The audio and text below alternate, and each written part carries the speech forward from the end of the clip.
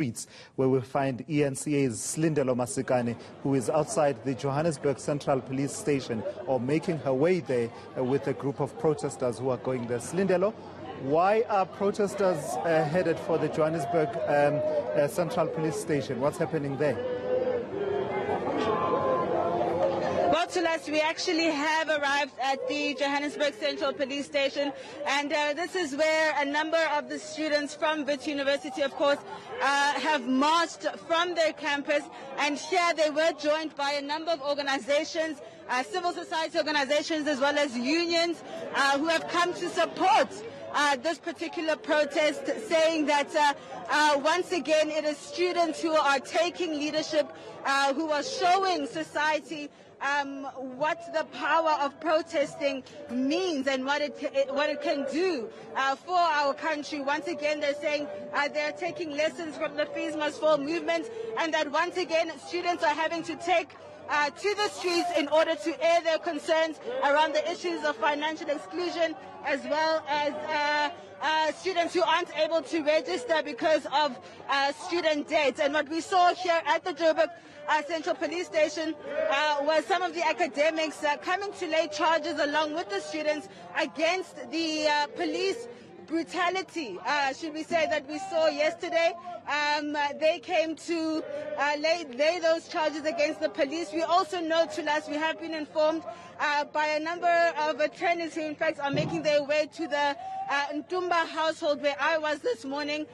They want to lay those charges against the police, where we have seen that a number of students were injured yesterday and that a man was killed due to that excessive force, or what has been labeled as excessive force by the police. So now this march is moving to what I understand is Luthuli House, and then it will make its way to the Constitutional Court. What's the political dimension of this protest, Silindelo? A lot of those students, of course, are members of the ANC-aligned Progressive Youth Alliance, including SASCO and other formations of young people, but also some of them are members of the EFF Student Command. What's the political dimension to it all in light of various promises and resolutions by the governing party to deal with this matter once and for all? What are the students saying about that particular aspect? You know, Tulas, I think from what we saw in terms of the Fees Must Fall movement, you would understand that we saw students from various political parties coming together. So you can see that they are, yes, they are SASCO members, they are members from the EFF, there are members from the SACP.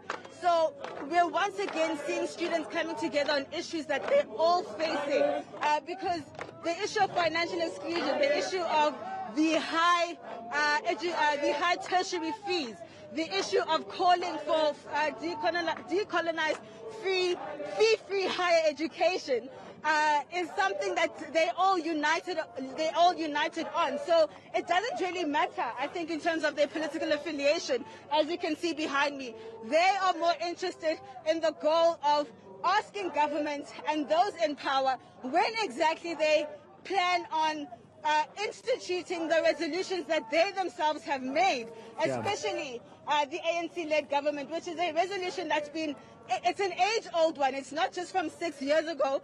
In fact, Cyril Ramaphosa's predecessor, Jacob Zuma, had a commission into fee-free higher education, yet 6 years later, here we are once again. Yeah, it segues nicely, Silindelo, into what I want to do. So do indulge me for a moment as we keep you on the line while you're walking with that crowd, reflecting on those resolutions, right? Because I'm left with a huge question mark just thinking about where exactly do we stand in as far as the governing party and the policy on fee-free higher education, because those students insist that, a promise was made.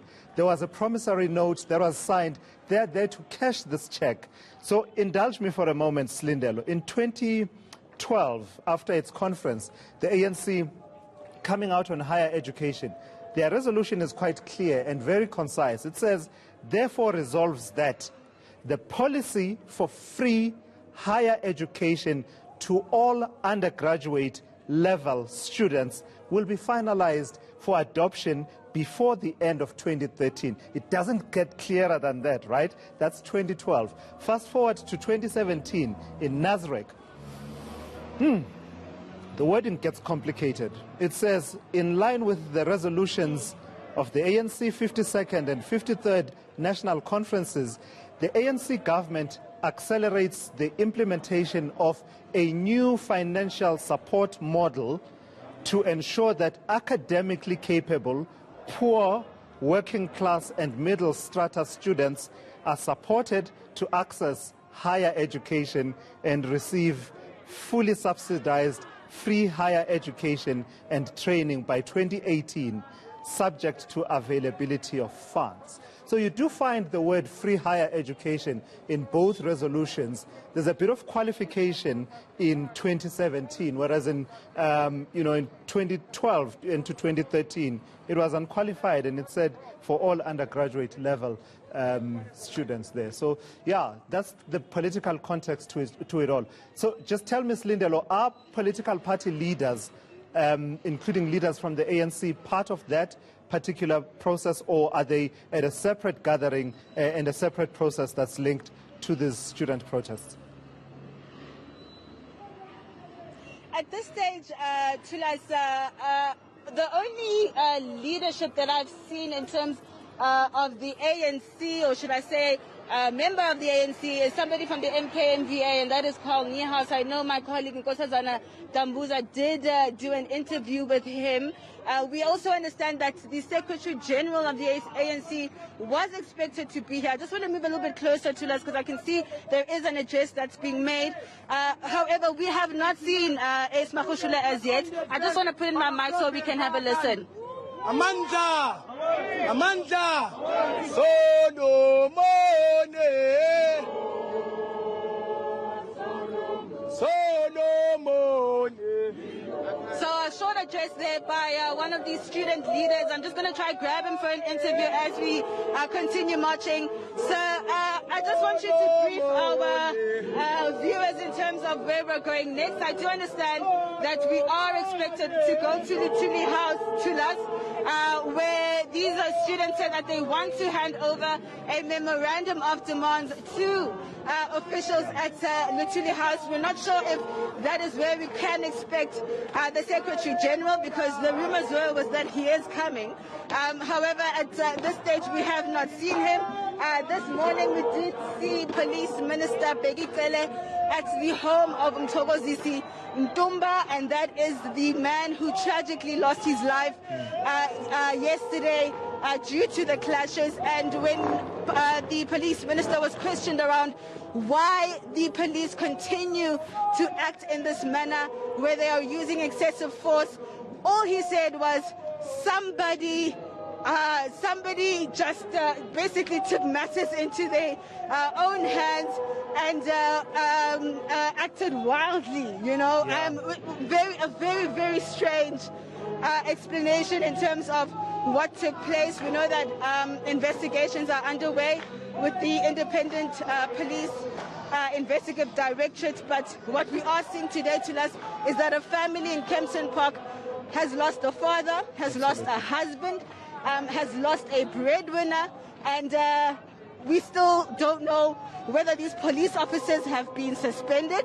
We don't know whether justice is going to prevail in this particular matter. We do know, though, as I was stating earlier, is that some lawyers are planning on launching an urgent interdict into the actions, or should I say against the police, to try and get those who were at least responsible for Ntumba's death off of the streets while these protests continue, because at this stage we don't know how long they're going to last. Lastly for now, Silindelo, actually while you're talking about policing around those marches, ordinarily this shouldn't even be a debate, I mean, around the right to protest that the students have peacefully and unarmed in terms of the Constitution, but also the Regulation of Gatherings Act and the various court cases that have gone to set the standards for what is allowed when people are protesting. But here we are in this situation where men can be killed killed,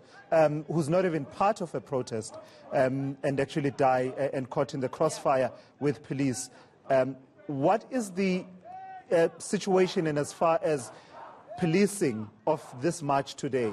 Does it appear a bit calmer, a bit more restrained than yesterday?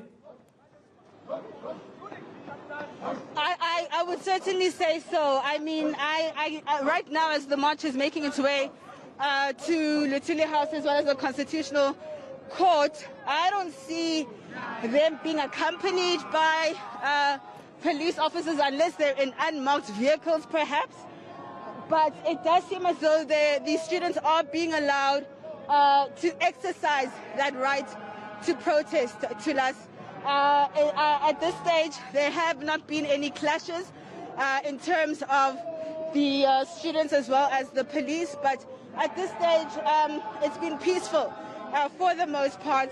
We may see, of course, some police presence in terms of the locations in which we're heading to.